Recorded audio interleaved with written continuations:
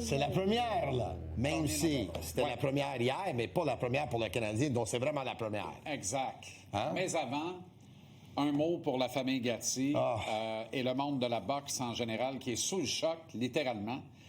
Moi, ça m'a beaucoup affecté, puis tu sais, je suis rien dans cet univers-là. Là. Quand je pense à Mo Latif, à Ross Amber, à Mathieu Casavant, notre collègue qui était co-coach du jeune Arturo Gatti, regarde, il y a 15 ans là-dessus, j'ai rencontré un jeune homme, pas un enfant. Et pourtant, c'est un enfant, il avait 15 ans. Mais quelle solidité, Tony. Je peux te dire que j'ai eu la nouvelle hier soir.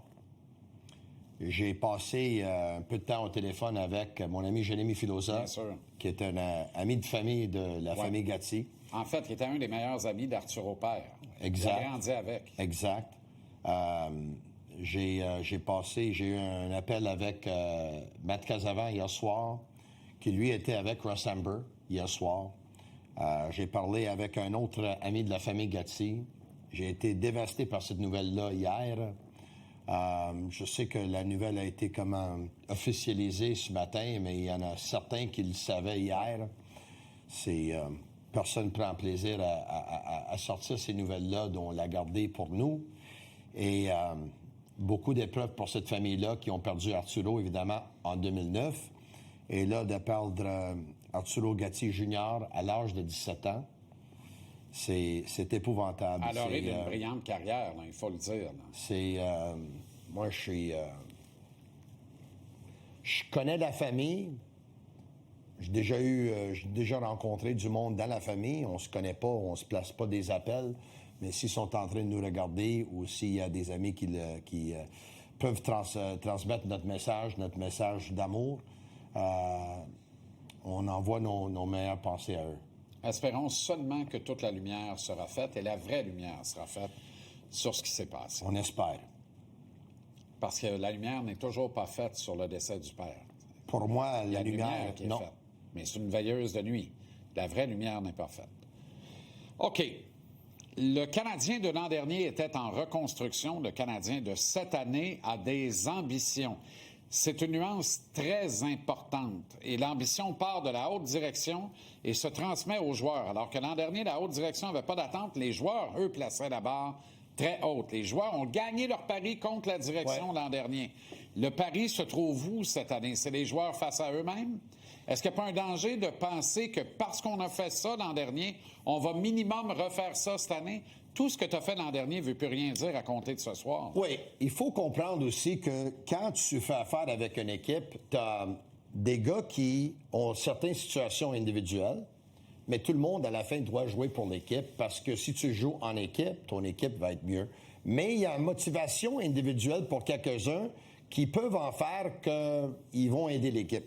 Kirby Dach, il y a des choses à se prouver à lui-même, à tous les détracteurs. Il est dans la dernière année de son contrat. Patrick Laine a des choses à prouver à lui-même, à tous ses détracteurs. Lui-même est en dernière année de son contrat. Oliver Kapanen joue sa saison recrue. Il y en a plusieurs qui pensent qu'il ne pourrait pas produire dans la Ligue nationale. Quand je dis produire, je dis plus qu'un point à tous les 2 matchs. Lui a des choses à prouver. Ivan Demidov, on sait tous qu'il a un talent fou. Il aimerait évidemment gagner le trophée Calder. Il a des choses à prouver lui aussi. Le premier trio qui ont été le trio qui ont marqué le plus de buts à 5-5 de l'année passée, évidemment, c'est quelque chose qu'ils aimeraient répéter. Je pense que Samuel Montembeault va avoir la motivation, lui qui était le 3e gardien pour l'équipe Canada l'an passé, lors du tournoi des 4 nations. Lui, Sam, il aimerait être le gardien but partant aux Olympiques. S'il n'est pas partant, il aimerait être au moins numéro 2. Exact. Donc, je pense que Martin Saint-Louis, il y a le défi, évidemment, de faire en sorte que tout le monde va travailler puis vont aller dans la même direction. Et Martin a le défi comme quoi, là, c'est sérieux, là. Puis Martin nous a dit, à un moment donné, là... Il a été le premier à le dire. Ouais. Mais mettons qu'on regarde ça froidement. Là. Puis je veux pas cracher dans ça. Tout le monde est excité. Moi, le premier, j'en peux plus d'attendre. J'ai hâte que la rondelle tombe. J'ai hâte au match de ce soir. Tony Oliver Kapanen, depuis qu'il est au monde, joue maximum 2 matchs de hockey par semaine. Canadien en joue 11 dans les 22 prochaines journées. Joe Veleno va avoir de l'action, on le sait. Là. Oui. Il va falloir que Kapanen soit Mais bon. là, je pense que Joe va être dans l'aliment demain soir. Probablement. Ça serait logique. C'est Détroit. Il y a 4 derrière qui ne sont pas dans la bonne chaise. On adore tous Brendan Gallagher. Il n'y a pas d'affaire sur un top 6 à l'aile. Kirby Dach n'est pas un centre top 6 de la Ligue nationale. On recommet la même erreur en pensant qu'on va avoir un résultat différent. C'est pas une erreur. Il ne pouvait pas aller chercher ce deuxième joueur de centre-là. Peut-être qu'il va le chercher avant la deadline de transaction. Mais ça fait quand même 4 gars sur 12 en attaque qui ne sont pas dans la bonne chaise. C'est 33 de ton effectif. Puis là, je t'amène à la défense, là où la photo, là, elle est extraordinaire parce que toutes les pièces du puzzle sont là. Mais si tu réunis pas Goulet à Dobson puis Matheson à Hudson, tu cours après le trouble pour rien. C'est clair dans ma tête, là, comme de l'eau de roche. Moi, j'ai pas de problème. La défensive, je suis d'accord avec toi. J'adore les défenseurs qui sont là. J'adore Jayden Struble comme 7e qui va faire en sorte que Herbert Jacquet se doit d'être à son meilleur. Parce que sinon, il va sortir et Jayden Struble va rentrer. Mais là, je te donne une autre prédiction. Demain soir, pas seulement Veleno, mais je pense que Struble va jouer. Puis demain soir, je pense que Dobej va jouer. Mais on va voir le match de ce soir. Mais quand même, on va que ça va être 2 matchs en 2 soirs avec les voyages, 3 matchs en 4 soirs. Ils vont jouer à Chicago. Maintenant, il commence comme ça avec Matheson puis Dobson. On va voir qu'est-ce que ça va donner. Si jamais ça va pas bien, il va avoir le luxe de pouvoir changer. Ah oui, tout à fait. La défensive, j'ai pas de problème. Ça m'inquiète pas, il les a, les pièces du puzzle. Il les a juste mis à l'envers, mais il les a. Alors qu'à l'attaque, il lui manque cruellement. Il manque un domino. Ouais. Amène un vrai joueur de centre top 6, puis tout se place, tout le monde s'en va dans la bonne chaise. Tu m'as dit, Kapanen n'est pas habitué à jouer beaucoup de matchs.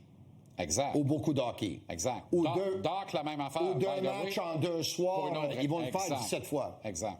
Demidov non plus. Exact. Parfait. Mais est-ce que Hudson était habitué l'an passé?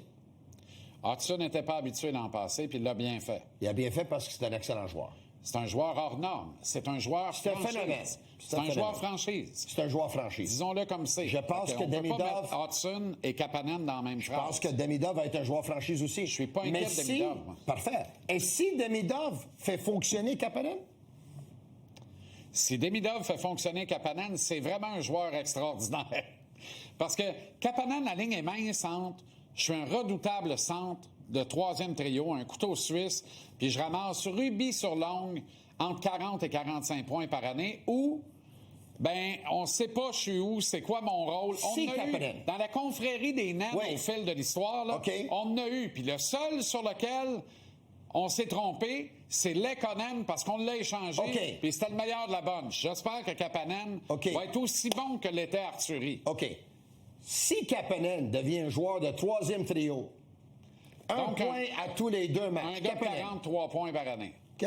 Parfait. S'il devient ça, es-tu content? Très content. Parfait. Kirby Dach, dernière saison à Montréal. Sinon, s'il continue, il va être à l'aile dans le futur. Les Canadiens vont aller chercher un joueur de centre avant la date limite des transactions. Ils vont être là. Il va être là pendant 2 ans. Dans 2 ans, 3 ans, Michael H. va être là. C'est parfait. Exact. Kirby Dach à l'aile d'un 3e trio. Pas de problème. À l'aile d'un 3e trio. Pas de problème. J'achète. Aucun doute.